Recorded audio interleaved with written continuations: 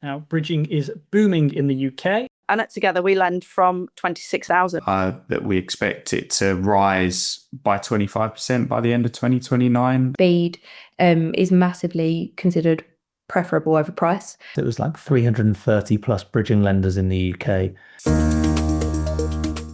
Hello everyone, welcome to Mortgage Introducer TV and a Bridging Power Panel special in association with Together. Now, bridging is booming in the UK, and in this edition we're going to look at why short-term lending is fast becoming a solution of choice and how brokers can make the most of it. To do that, we welcome Sally Precious-Ward, Regional Account Manager at Together, Dan Narwhal, also a Regional Account Manager at Together, Billy Cox, Commercial Associate at Sirius Finance, and Joe Aston, Sales and Commercial Director at Aria Finance Limited. Now, they will explore the trends in the regulated and unregulated bridging markets, examining why more customers are choosing bridging across a wide range of property types and loan purposes, where in the UK bridging is particularly popular, and how and when bridging can be used for refurbishment. So let's get started, shall we? And I'm going to ask each of you, how do you assess the current bridging market in the UK? And are there any trends that you think mortgage brokers should be particularly mindful of?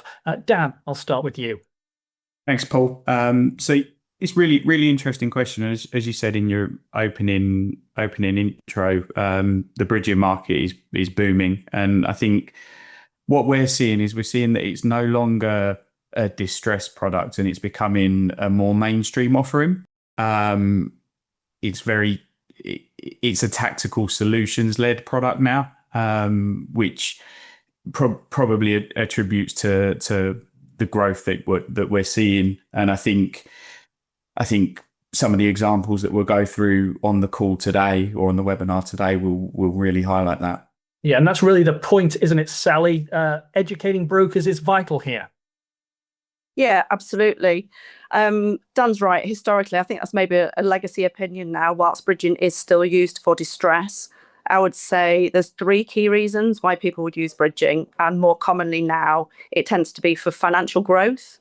So clients that are buying properties at auctions or properties to flip, maybe borrowing funds for business purposes, using a bridge for that reason. It may also be an emotive reason for why they're buying a property. So it could be their dream family home, but they haven't yet sold the property. So it would fall into that emotive buying reason.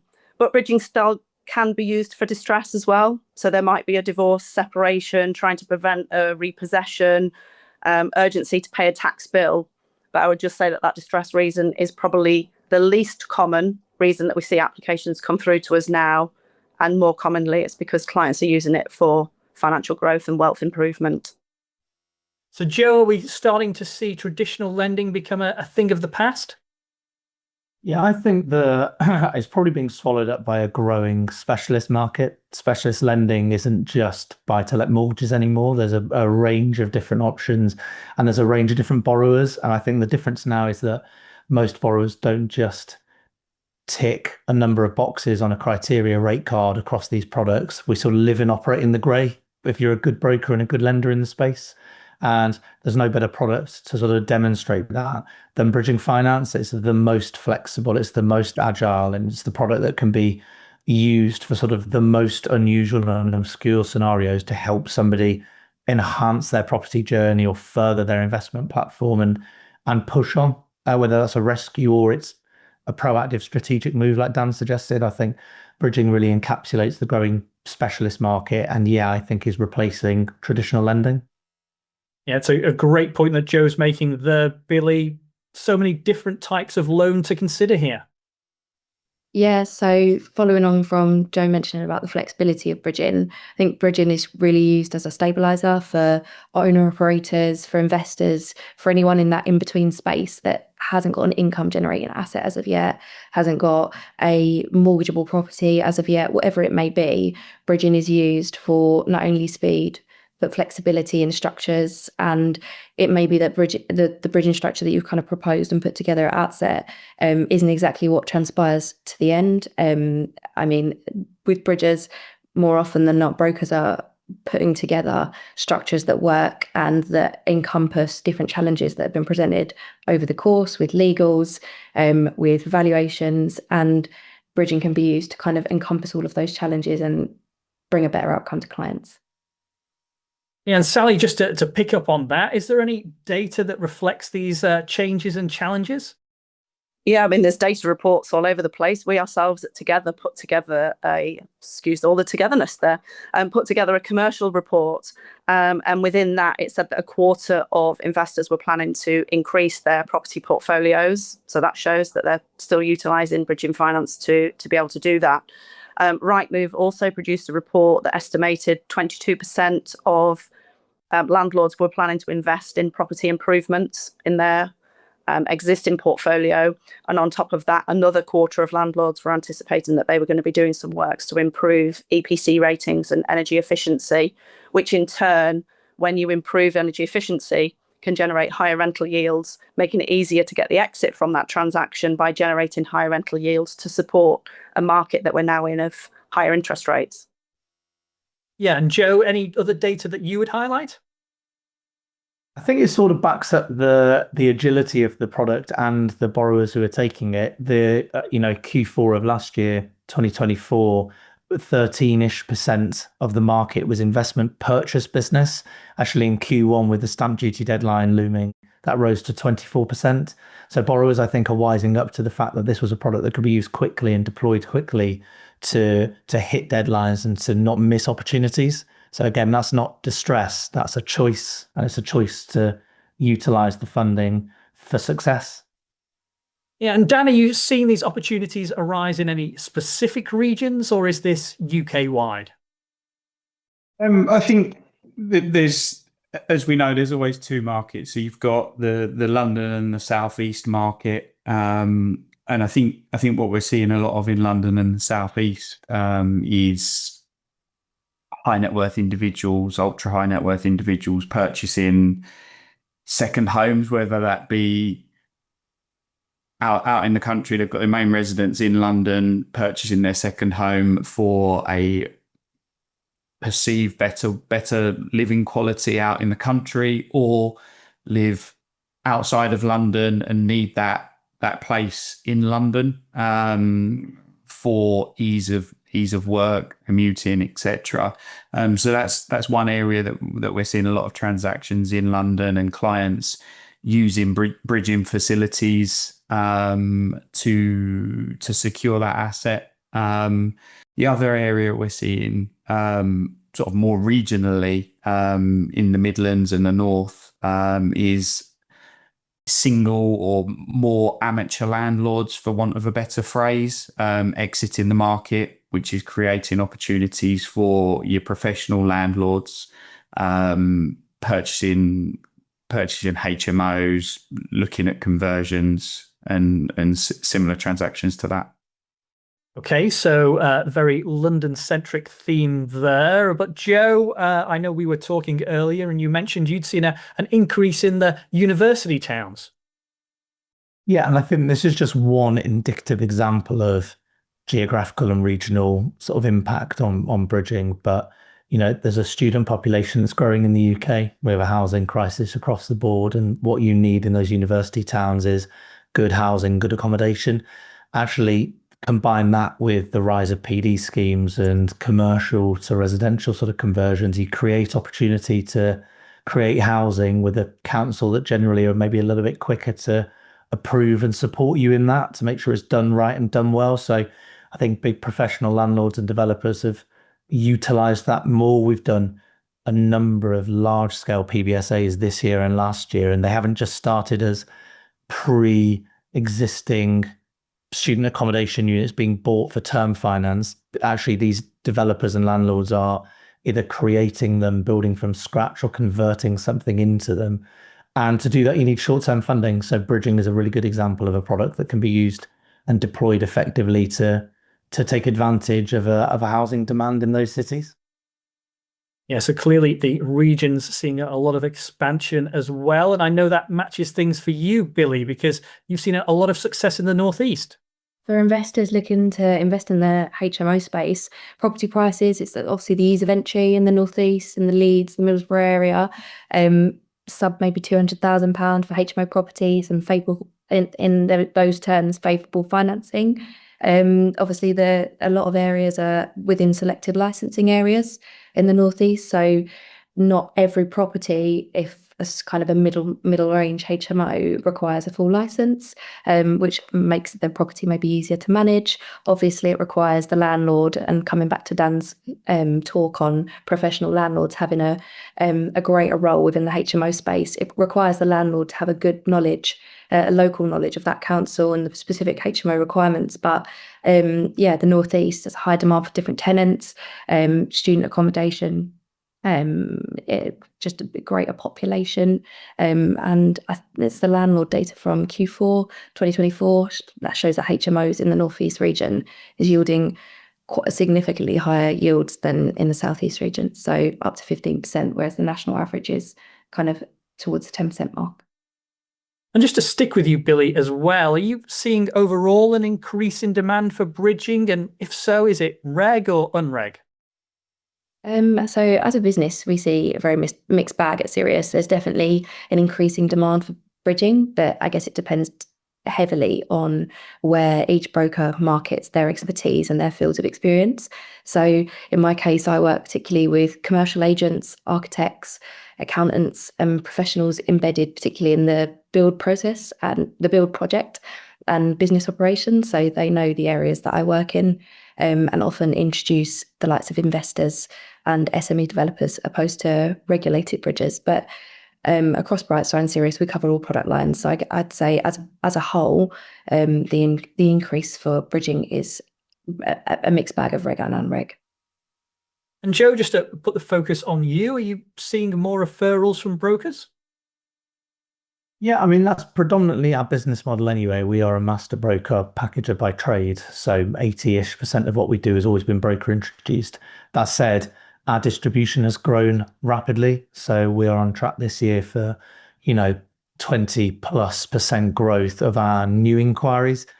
That sort of growth has maybe even caught us off guard with quite how busy that is. That includes on bridging transactions as well, but I think shows in a harder market where mainstream residential mortgage brokers are looking to support their client base in a more thorough way. And that involves branching out into other products, other areas of expertise that maybe go beyond them or their permissions. And by liaising with, businesses like ours, like the Siriuses of the world, we get to support and see more of that business. It's a harder market to get those always through to completion. I don't think conversion goes up proportionately in the same way, but you would hope that one follows the other. If we're going to see a lot more bridging inquiry business in the market, and it starts at borrower level as people are turning to this product as a first port of call more, that will lead to more and more completions and transactional business as the years go on. And I think the market will continue to grow at sort of rapid levels.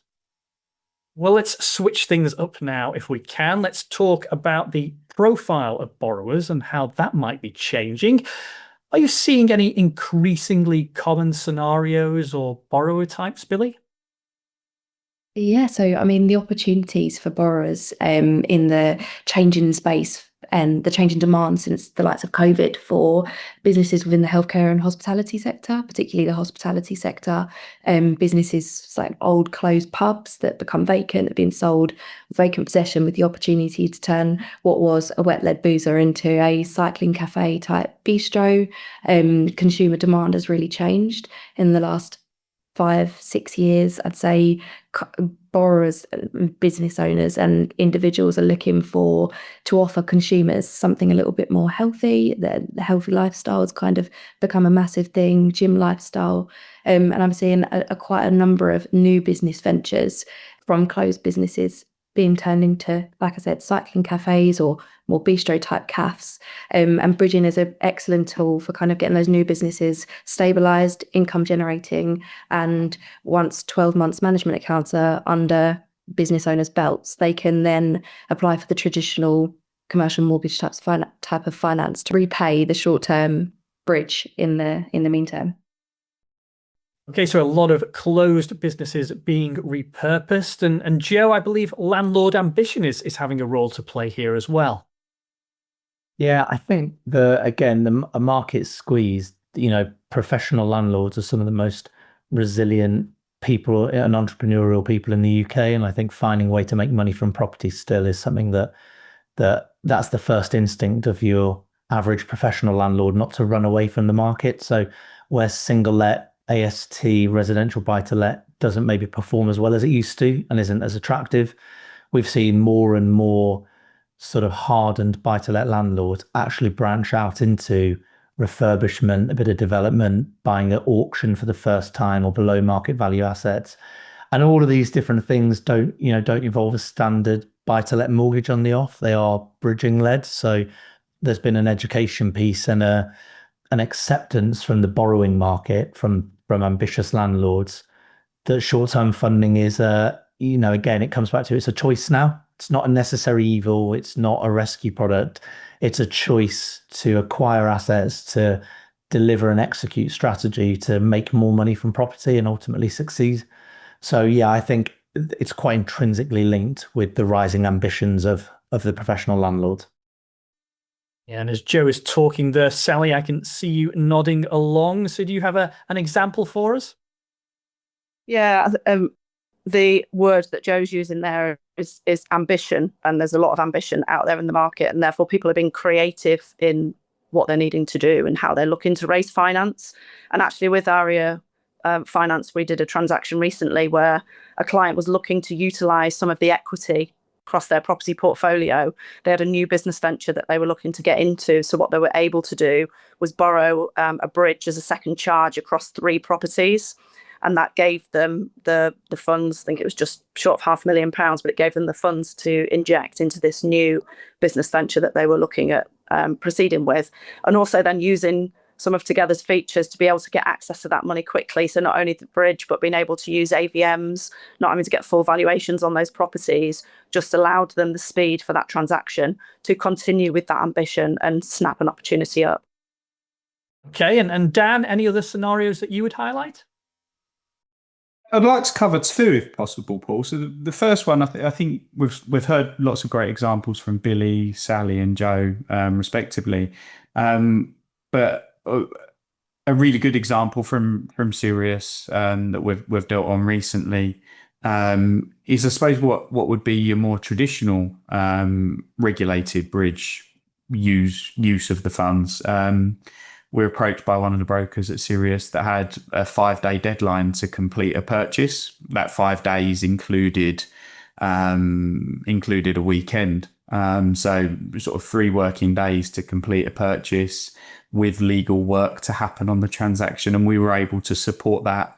Again, as Sally said, using some of Together's criteria, which no doubt we'll touch on later on as we discuss the market further. But I think that's sort of your traditional way of using bridging. And then another example, the second example, I think we're seeing clients looking to improve their banking relationship, for example, or we're seeing the high street market changing their appetites and putting clients in scenarios where they have to exit a transaction quickly.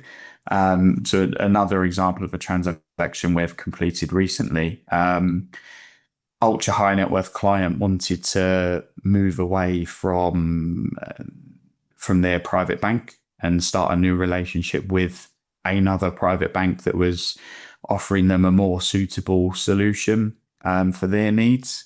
And the due diligence to onboard with a private bank is significant. And it made more sense from the advice point of view that the broker went through to settle their existing debt on their property and on their assets with the outgoing private bank, so that it was a clean transaction for the incoming private bank. So it's another way of clients finding the right solution for them, and they're using bridging to do that. As we've said throughout the call, with no distress there, just finding that right solution, and bridging is sort of integral in allowing clients to do that. And just to flick back to you, Sally, if we can, has there been any impact on loan sizes here too? Well, it's an interesting question for Together, because we there's a saying that we use for all of our cases, and the key is providing a good customer outcome. And together we lend from 26,000, which is actually one of the lowest minimum loan sizes out there in the market. So when we talk about the impact of loan sizes, I think it's also really important to make sure that a good customer outcome can be for somebody wanting to borrow in 26,000 as well as somebody that wants to borrow 5 million. Dan's definitely got some data that he can support with about what we're seeing in the market and an increase in loan sizes. But across the board, we're able to support with multiple transactions because of the flexibility that we offer on loan sizes. All right. Well, I think Sally's given you the introduction there, Dan. What examples have you got for us? Let's hope these stats deliver.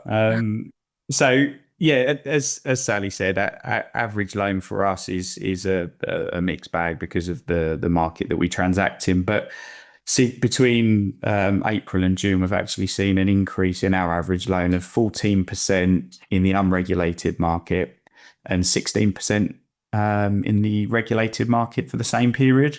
And I think that highlights our appetite is expanding in that larger loan space, whilst we'll always have our core bread and butter supporting all clients, whether it's a £26,000 loan or a higher loan size.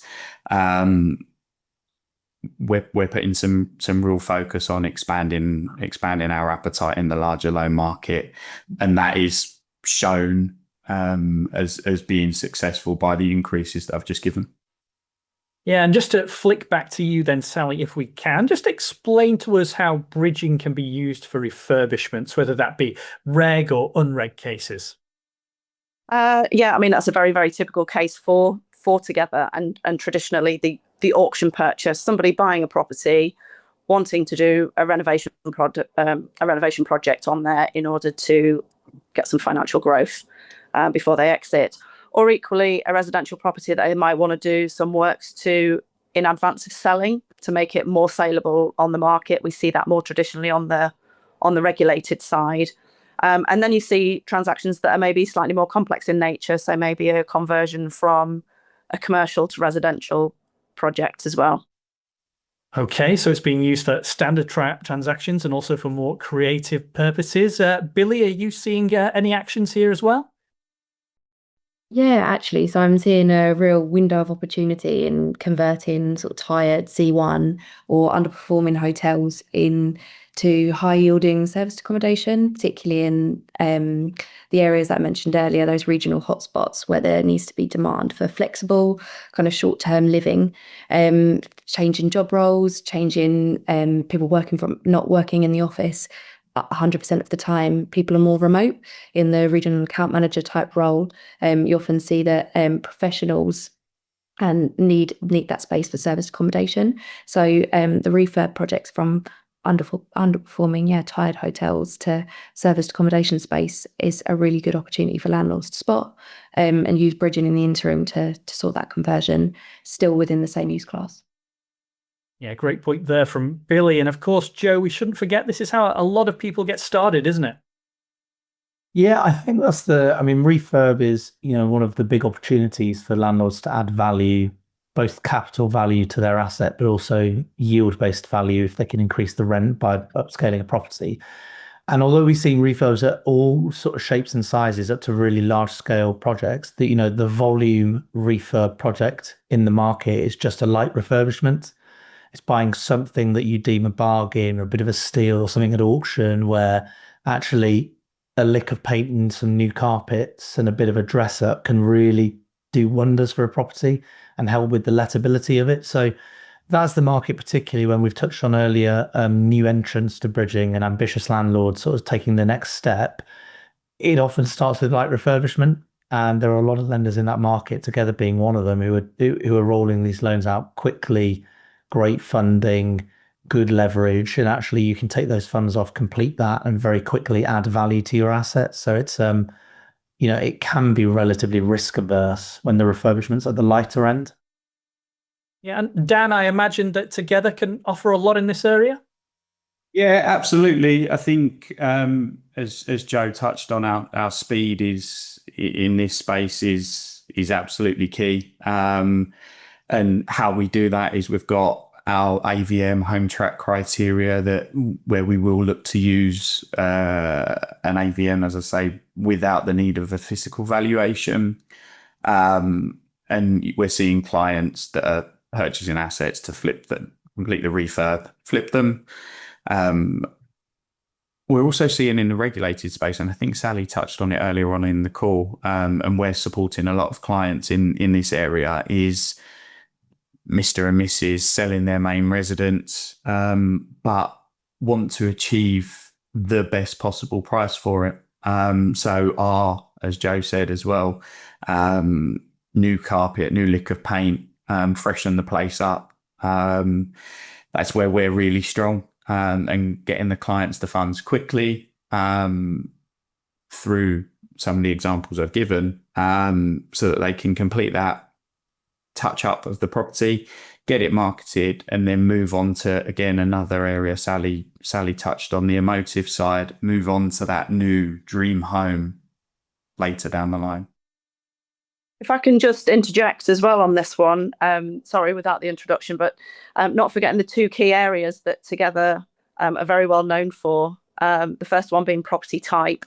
So we are very unrestrictive on property types that we'll lend on, which allows clients to do many of the transactions that kind of Joe and Billy have covered off with regards to a kind of conversion that they might be looking to do. But also we're very supportive in the social housing sector. And again, we see a lot of transactions in that area where clients are looking to do a refurbishment project, maybe a conversion into an HMO, and let it in a social housing area where the lease may then be a non-standard lease type, but again, generates the client a higher income yield at the back end of that transaction to be able to term it out. All right, well, I'm just going to change pace before we wrap things up. Let's talk about boosting those relationships between specialist lenders, packagers, and brokers. How do you think everyone can work better to help each other? Dan, I'll start with you. I think education's probably key there, Paul, and that comes from lenders using their experience to educate the brokers in the market. I think we're seeing, as we've touched on, transactions becoming more complex, more clients falling into that specialist mold and needing that solution created for them. And I think that's what we work really well with Aria and Sirius, is creating that solution together, and really finding a home for that transaction. Yeah, and I imagine, Sally, that you very much agree with that point around education. Yeah, absolutely.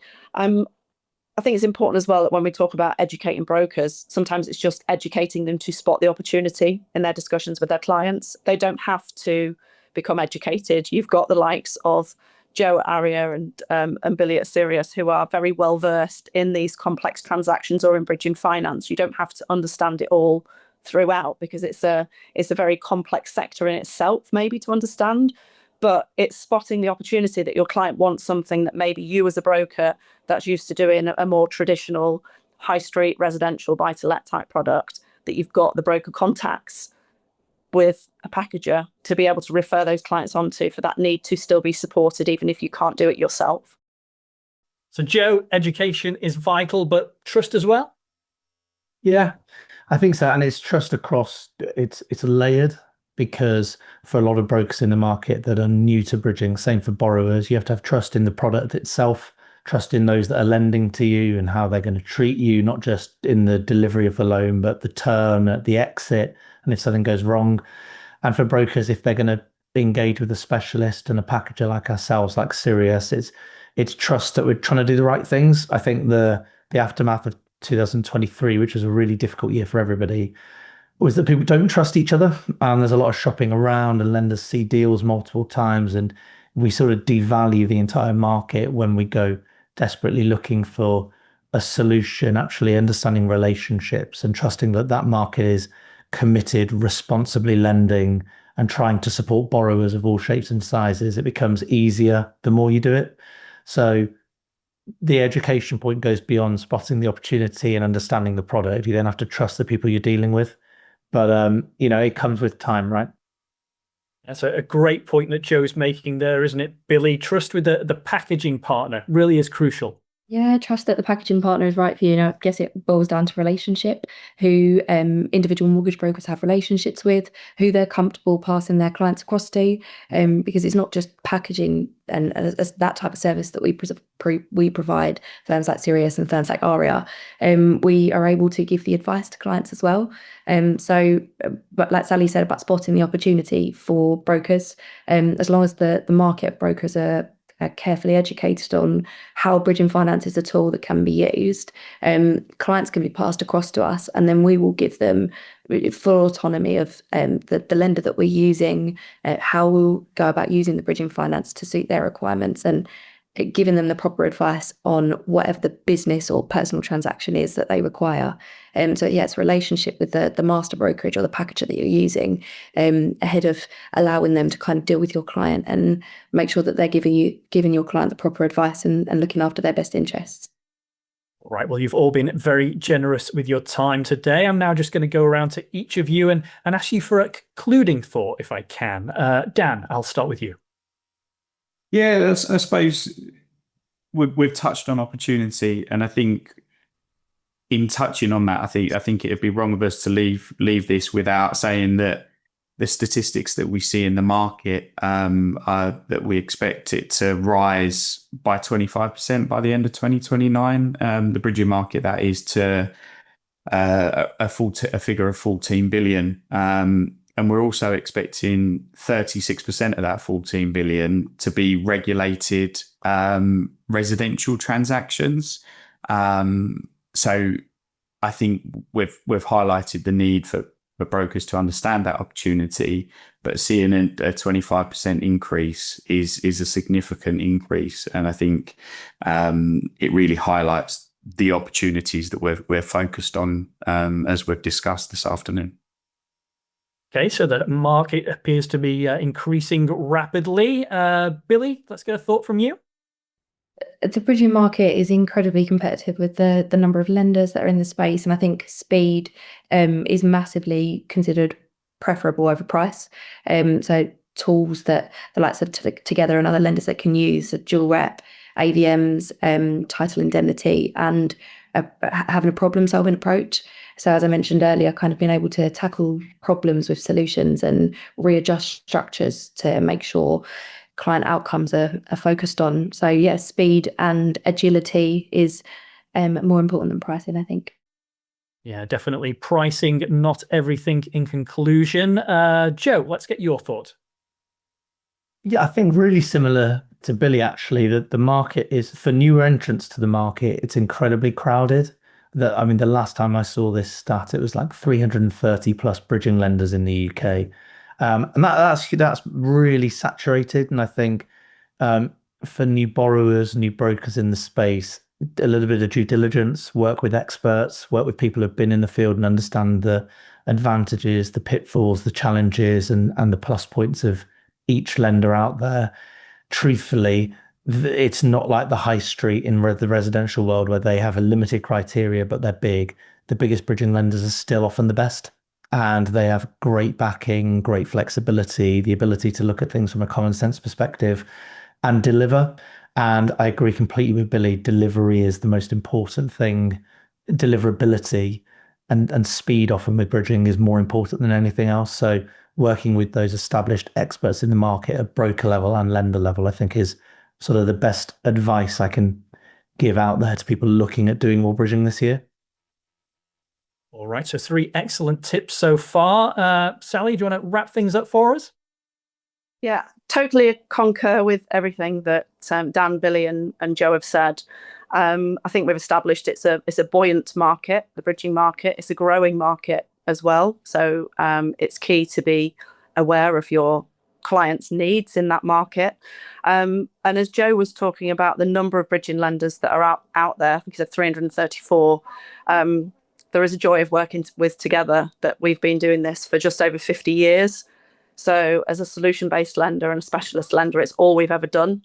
And being able to support that market with such that experienced background, and have the trust, the relationship, all the important bits that we've spoken about on today's call, and substantiate that with the great relationships that we've got with Arius, with Syria, with our packaging partners. It's certainly a market to be involved in and continue to be so moving forward. Yeah, some great information there. Excellent roundtable. Very, very informative indeed. Huge thanks to our panel and, of course, to Together for helping put all of this, well, together. Remember, if you want to know more about bridging, reach out to the Together team. And for all the latest mortgage news here in the UK, well, keep it right here at Mortgage Introducer TV.